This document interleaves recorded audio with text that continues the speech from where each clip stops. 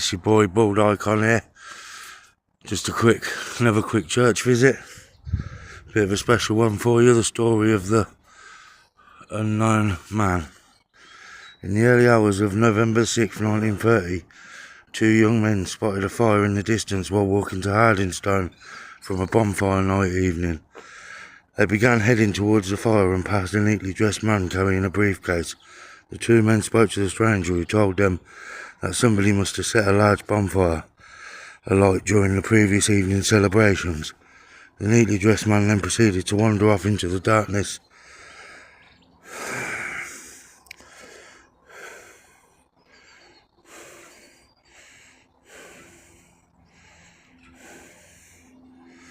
Sorry, I was just catching my breath, guys.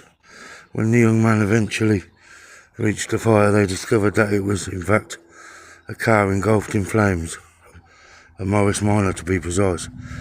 Inside the vehicle were the charred remains of an unknown man. They immediately notified the village police officer and used water from a nearby pond to extinguish the flames. Forensic examination showed signs of tampering with the car that suggested the fire was deliberately set.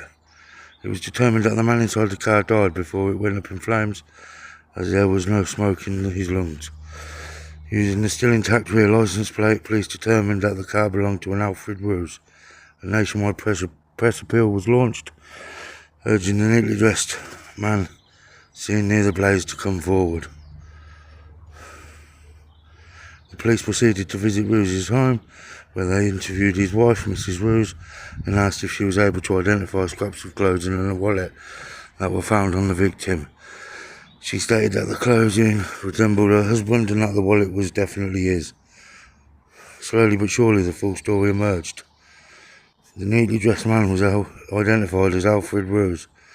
He had hitchhiked from Hardingstone to London.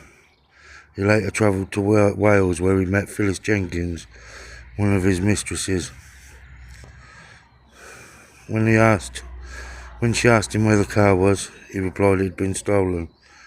What he did not know was that Jenkins had seen the news and recognised Ruse's car in the photograph. When he left to return to London, Jenkins contacted the police. Ruse was arrested upon exiting the train. Ruse told the police that the car was his and that the whole ordeal was simply an accident, even telling the authorities that he had been making his way to Scotland Yard to report it to the police.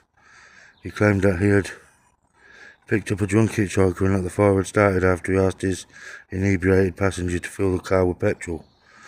Ruse told the police that he had also given the man a cigar, and the car had caught fire due to the hitchhiker's drunken state. The police presented Ruse with evidence of foul play, showing that the petrol line of the car had been deliberately tampered with, but he remained adamant it was an accident. After further questioning, his story had changed a number of times, and it became clear to the authorities that he was guilty of the crime. Ruse's trial began in January 1931. The prosecution argued that Ruse had been trying to fake his own death to escape financial obligations. Ruse had fathered a number of children, which resulted in him having to pay child support. The jury found Ruse guilty and he was hanged at Bedford Jail in March 1931. Prior to his execution, Ruse wrote a letter to the newspaper, The Daily Sketch, in which he confessed to the crime. To this day, the identity of the man Ruse killed remains a mystery. He was buried here at this church.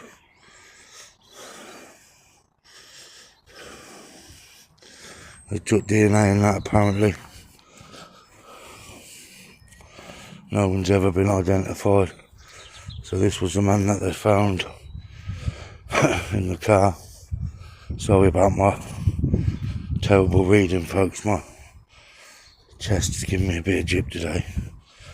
Quite chesty. Yeah, look. There's a broken. Don't know what you'd call that. Dread to think hope nothing's in it. Yeah, but this little wooden cross here, folks, by the spotlight, is where your man's buried.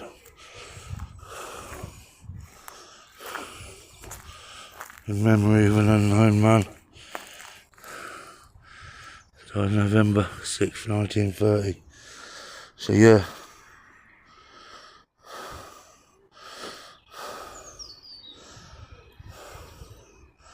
That's another one for you guys. Like I say, sorry about my breathing and the reading and stuff. Hopefully you enjoy the video. Please like and subscribe. We'll get a few more out there. Good luck, guys.